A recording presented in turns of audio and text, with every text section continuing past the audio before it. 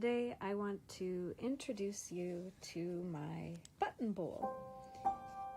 It has a little pillow covering it. What I use the buttons for is to remind myself that there are many aspects of my story, many aspects of my life, and when you look at them all together, they're quite beautiful and exciting.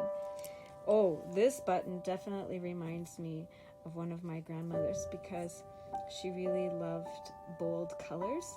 Sometimes she was kind of aggressive with me, but she was super creative. Now, this edition represents a time in my life when I felt like I was in danger a lot of the time. I felt like there was something predatory overhanging my life all the time.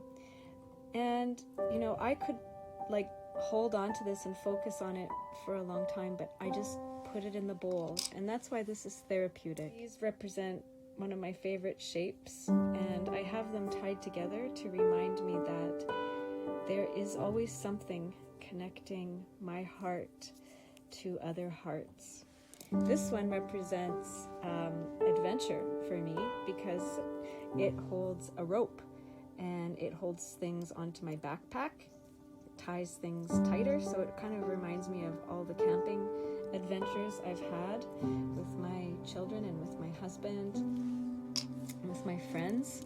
This one represents my babies, the diapers that I complained about a lot, but I was proud to use cloth diapers, and this one's that. And it also is a safety pin, which reminds me of how it's possible to put things together temporarily until you can sew them into something more healing, I guess, even if we're talking about the heart. Remember the story that I associate with them, and then I put them.